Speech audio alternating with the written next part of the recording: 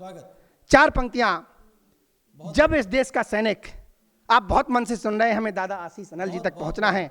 जब इस देश का सैनिक देश की रक्षा के लिए जा रहा होता है,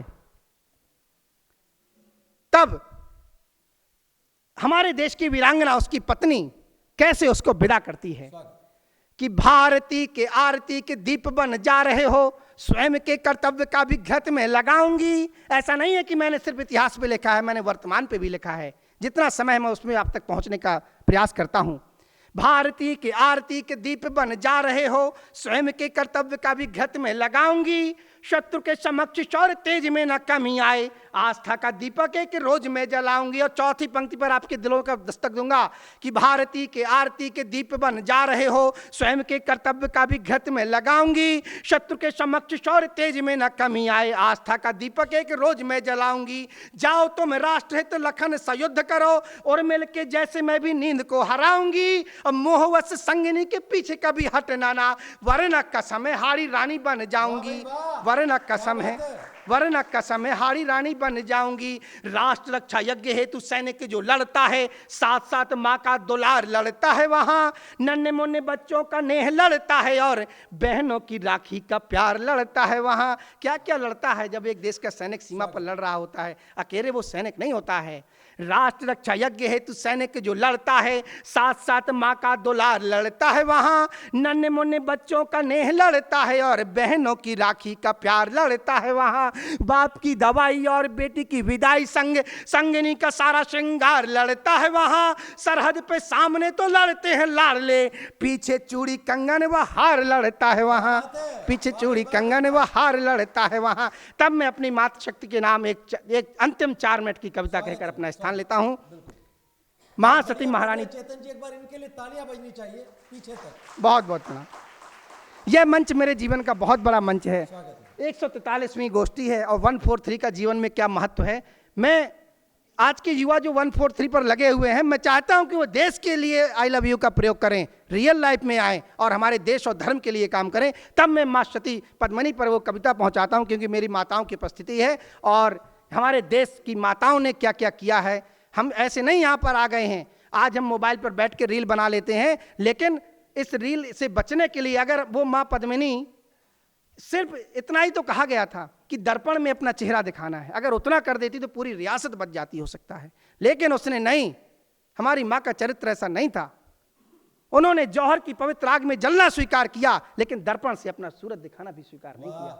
तब मैं कहता हूं कि धन्य धन्य ये पुण्य भूमि। थोड़ा सा जागृत होके, थोड़ा सा इतिहास में आकर सुनिएगा, वहां तक पहुंचिएगा कि धन्य धन्य ये पुण्य भूमि, ये धन्य हमारी थाती है, धन्य हमारी ये वसुधा जो रत्नों को उपजाती है, धन्य हमारी ये संस्कृत जिस पर हम गौरव करते हैं, धन्य हमारी आन बान जिस पर हम जीते मरते हैं, धन्य हमारी मातृशक्ति जो जग को पाठ पढ़ाती हैं। स्वयं शक्ति के कई रूपधर इस धरती में आती हैं। धन्य धन्य मैं उसी शक्ति के रूपों का आराधक हूँ, लिए हाथ में कलम बना मैं उसी शक्ति का साधक हूँ। हे शक्ति मुझे दो शक्ति लिखूं मैं गौरवमयी कहानी को, इतिहासों में दबी हुई उस गोहिल वंश की वाणी को। शशि मयंक समतेज, सूर से तेज, क्षीर से पानी को, सीता जैसी सती और हारी जैसी बलिदानी को, मुगलों का दम्भ मिटाने वाली माटी राजस्थानी को, शक्ति शौर्य साहस सतीत्व की उस संपूर्ण निशानी को, वीर सिंहनी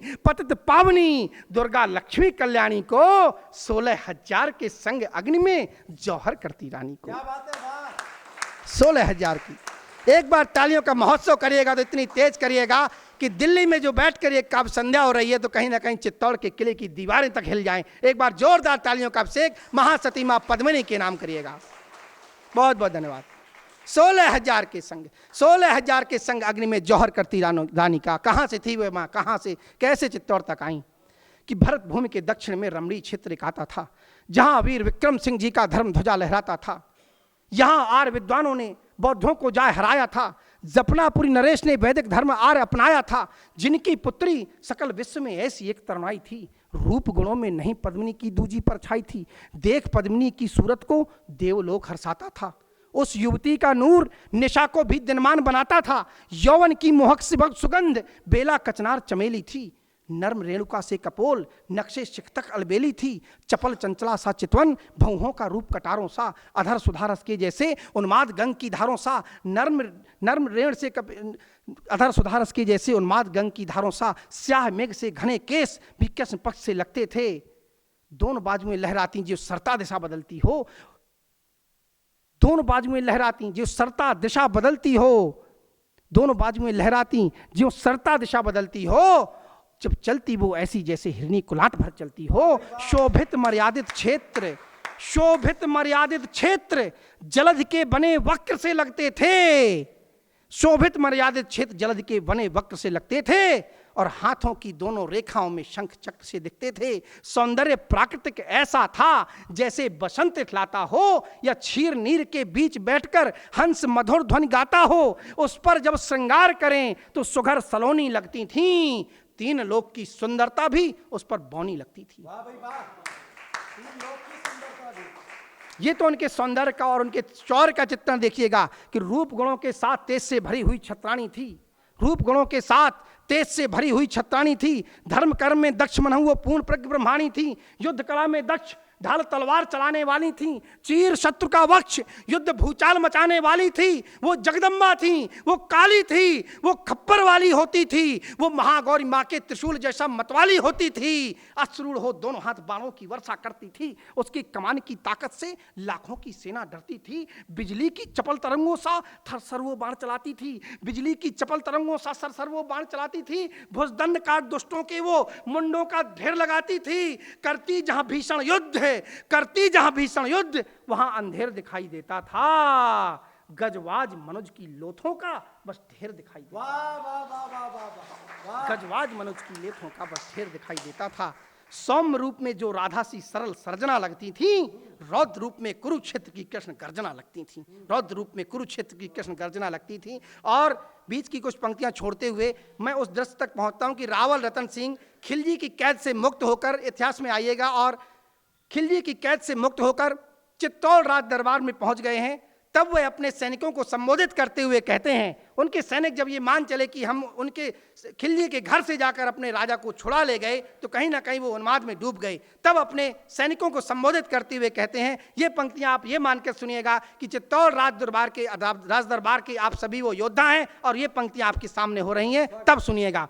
राजा रतन सिंह कहते हैं कि चला व्यवस्थित राज हमारे जनहित नेक विधानों से, चला व्यवस्थित राज्य हमारे जनहित नेक विधानों से, और सुरक्षित रहा सदा तुम वीरों के बलिदानों से, लेकिन तुमको दिखता जो ये उगता हुआ सवेरा है, उसके पीछे मुझको दिखता काली घटा का डेरा है, क्योंकि बैठा शत्रु क्रुद्ध हो देख युद्ध का पानी, अब की खिलजी भेजेगा लड़ने को लाखों सेनानी। इसीलिए कहते अपने सैनिकों से, इसीलिए मेवाड़ धरा की आन तुम्हारे हाथों में, गोहिल वंश का मान रक्त का शान तुम्हारे हाथों में, वीर सपूतो तुमने अपना पौरुष सदा दिखाया है, कितने ही युद्धों में तुमने केसरिया लहराया है, शत्रु दलों में खलबल होती मेवाड़ी तलवारों से, कितने ही तो गश खाते हैं देख खट की धारों से, कितनी तो सेनाएं तुमसे युद्ध छोड़कर भागी हैं, कितनों ने डर से मेवाड़ी सीमा कभी न लांगी है, कितने ही रणबीर शूरमा पानी पानी चिल्लाए हैं, कितने तो इस पानी से हो पानी पानी घबराए हैं, कितनों की ललकार मात्र से पुर्जे ढीले हो जाते हैं और सामना होते ही कपड़े गीले हो जाते हैं।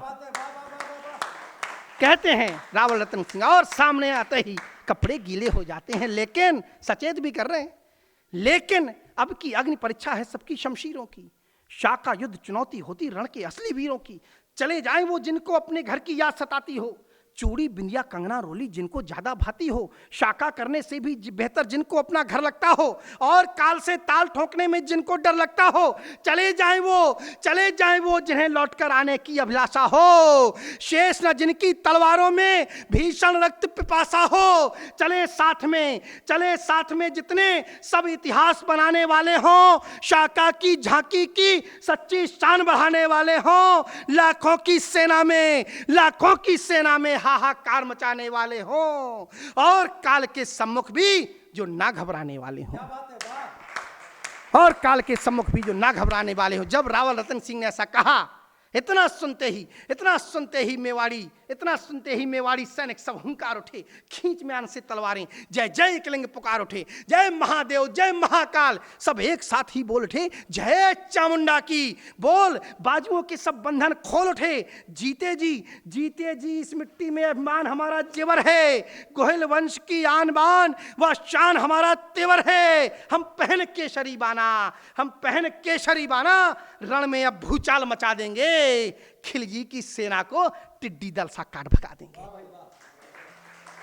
खिलजी की सेना को टिड्डी दल सा काट भगा देंगे। रे करो, कहते हैं सैनिक कहते हैं आपस में, रे करो केसरी तिलक, रे करो केसरी तिलक, लहू से धरती लाल दिखाई दे, कूच करो शाका को बस आंखों में काल दिखाई दे, कूच करो शाका को बस आंखों में काल दिखाई दे। खुले दुर्ग के द्वार, आग का वो दावानल फूट गया, चित्तौड़ी चीते निकल पड़े, गुब्बार रेत का फूट गया, हाथी घोड़े पैदल सैनिक अपने मोहरे तान चले। बिल्कुल जीवंत करता हूं पंक्तियों को दर्शकों कि हाथी घोड़े पैदल सैनिक अपने मोहरे तान चले, बर्छी भाले तलवारें ले चुन चुन तीर कमान चले, बच्चे बूढ़े नौजवान सब लिए दुधारी ठन बैठे, आंखों में अंगार भरे वो खिलजी दल पर तन बैठे। रावल के सैनिक भी आगे बढ़कर मृत्यु